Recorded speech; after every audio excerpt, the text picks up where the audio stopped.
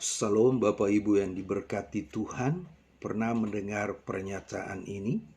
Hidup itu bukan tentang apa yang aku inginkan, tetapi tentang apa yang Tuhan inginkan. Coba kita renungkan pernyataan ini.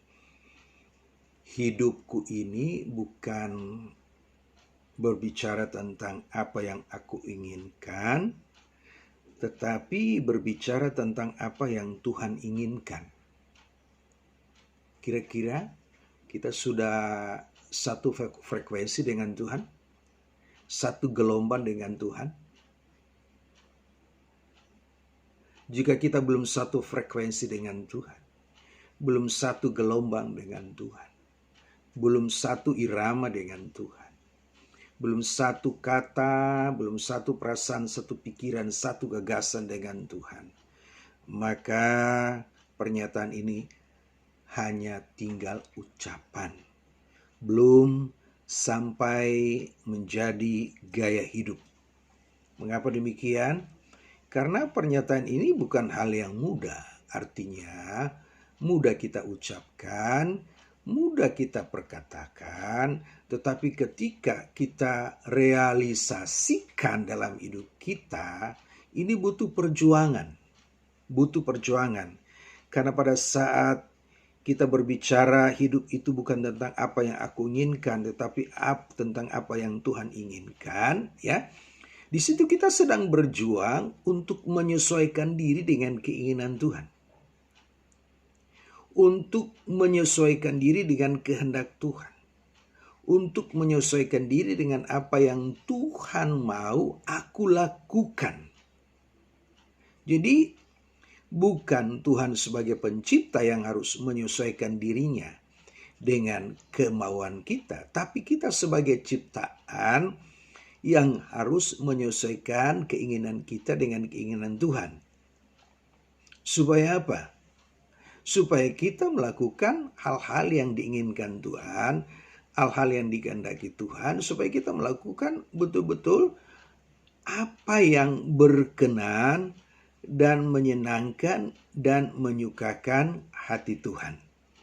Di dalam doa Bapa kami dikatakan, datanglah kerajaan-Mu, jadilah kehendak-Mu di bumi seperti di surga. Ada dua tempat, ada bumi, ada surga.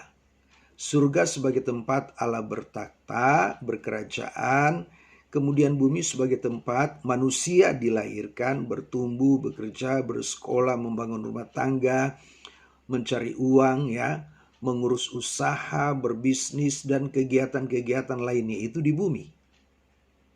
Nah, kemudian surga itu tempat yang kudus, tempat yang suci, tempat tidak ada dosa. Oleh sebab itu ketika iblis ingin merebut takhta Allah, dia langsung ditendang dari surga. Dia langsung ditendang dari surga, jatuh ke bumi. Sedangkan bumi, dunia adalah dunia yang telah jatuh dalam dosa. Adalah dunia yang telah jatuh dalam dosa. Dan kita orang berdosa sedang tinggal di dunia yang telah jatuh dalam dosa, ya. Hari ini sedang berusaha untuk menyesuaikan diri dengan keinginan Tuhan, dengan kehendak surga, dengan apa yang dimaui surga. Dan hal itu merupakan hal yang tidak mungkin. Karena dengan kekuatan dan kesanggupan kita sendiri, kita nggak bisa terhubung dengan surga, menghubungkan diri dengan surga. Amin. Nggak bisa. Contoh anak yang hilang. Dia berkata, aku telah berdosa terhadap Bapa dan surga. Jadi dia mengaku bahwa perbuatannya meninggalkan rumah Bapa dan juga melakukan dosa perzinaan, percabulan dengan menghabiskan harta kekayaan. Bagi dia tidak hanya berdosa terhadap Bapa, tapi dia juga berdosa terhadap surga. Ya, dosanya telah menunjukkan bahwa dia telah mengkhianati tanah air surgawi. Memutuskan hubungan dengan Bapa, keluar dari rumah Bapa, menunjukkan bahwa dia sedang berkhianat terhadap surga. Oleh sebab itu, pada waktu dia ingin kembali, dan ketika dia kembali, dia berkata, aku telah berdosa terhadap surga dan terhadap Bapa dan surga. Nah, supaya kita tidak mengkhianati tanah air surgawi kita. Kita jangan berbuat dosa, kita jangan melakukan hal-hal yang tidak sejalan dengan semangat sorga, dengan keinginan sorga. Nah, kalau kita bicara semangat sorga, sudah tentu di sorga itu kan gak ada dosa. Gak ada hal yang kita bicara tentang tipu, menipu, lukai, saling melukai satu dengan yang lain. Jadi, ketika kita berbicara tentang sorga, ya berbicara tentang satu tempat yang tidak ada dosa.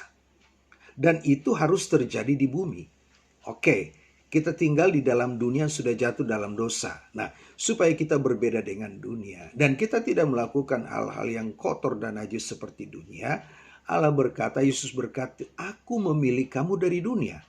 Kamu bukan dari dunia, tapi aku memilih kamu dari dunia. Kita dipilih dari dunia yang apa? Dunia yang kotor, dunia yang najis, dunia yang telah jatuh dalam dosa, dunia yang telah memberontak kepada Allah.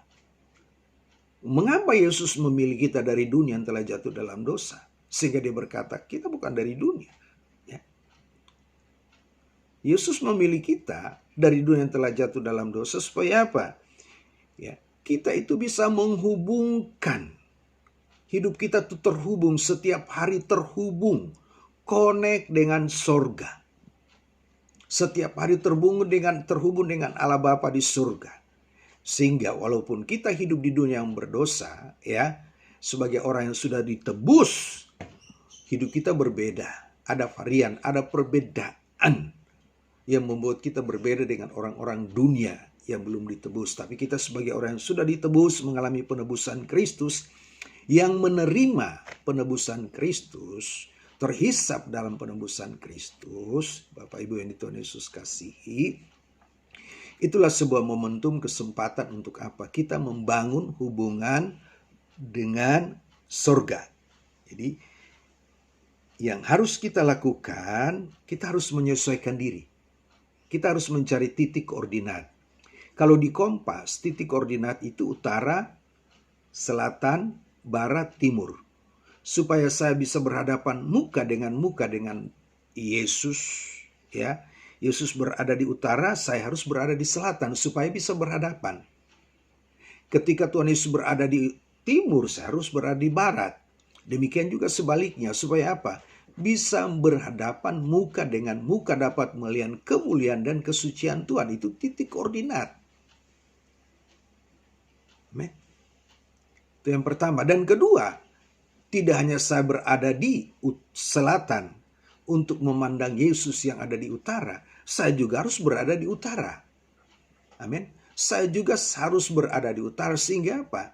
Saya bisa satu pergerakan. Satu pergerakan, satu irama dengan Tuhan Yesus. Tuhan Yesus di depan, saya di belakang, kan mengiring Yesus. Bukan kita yang mengiring Yesus, ya. Kita memberi diri kita untuk ada dipimpin, dituntun oleh Tuhan Yesus. Karena Tuhan Yesus sebagai komandan kita, Roh Kudus sebagai komandan, oleh sebab itu kita berjalan dalam roh, ya.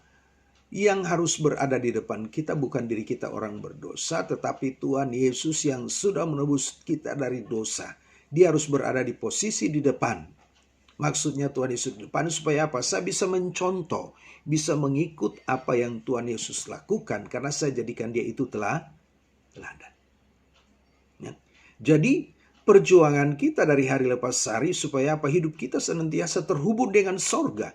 Jadi ketika saya berkata datanglah kerajaanmu di bumi seperti di sorga, doa itu sedang membawa saya untuk apa? Memiliki hidup yang terus terhubung dengan sorga. Ketika setiap hari hidup saya terhubung dengan sorga, maka hidup yang saya jalani bukan tentang apa yang aku inginkan, tetapi tentang apa yang Tuhan inginkan. Supaya saya dapat melakukan apa yang Tuhan inginkan dalam hidup saya harus menerima, membuka diri untuk menerima gagasan dari Tuhan Yesus, pikiran Tuhan Yesus, perasaan dari Tuhan Yesus yang ditularkan, yang diimpartasikan, itu harus saya terima. Lewat apa? Firman Tuhan yang dibaca dari hari lepas hari.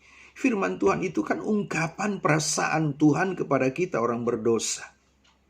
Ungkapan surat cinta Tuhan Yesus kepada kita orang berdosa. Jadi kita nggak mungkin bisa memiliki ide Tuhan, gagasan Tuhan, pikiran perasaan Tuhan, supaya apa? Hidup yang saya jalankan bukan lagi tentang apa yang aku inginkan, tetapi apa yang Tuhan inginkan. Kita nggak bisa tanpa membaca firman, menggali kebenaran firman. Sudah barang tentu ketika kita membaca firman, kita harus mengikuti pikiran, mengikuti gagasan, menerima gagasan Tuhan Yesus. Supaya apa?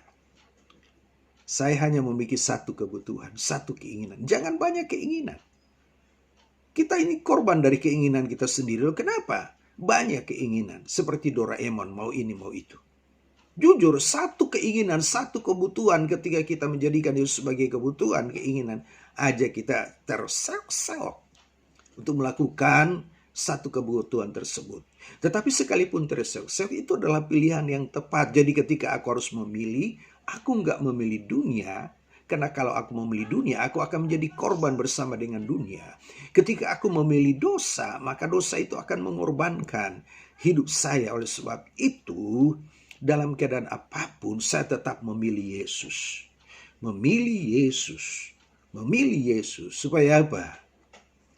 Hidup yang saya jalani bukan berdasarkan dengan ambisi saya, tapi ambisi Tuhan. Bukan lagi apa yang saya inginkan, tetapi apa yang Tuhan inginkan. Bukan lagi apa yang saya kehendaki, tetapi apa yang Tuhan kehendaki. Nah, oleh sebab itu harus satu kehendak, satu keinginan, satu rasa dengan Tuhan. Harus bisa sambung rasa dengan Tuhan. Untuk bisa sambung rasa dengan Tuhan, semua gagasan, ide, pikiran, perasaan Tuhan harus kita terima. Supaya apa? Kita hidup yang kita jalani dari hari lepas hari itu menurut apa yang Tuhan mau. Haleluya, amin.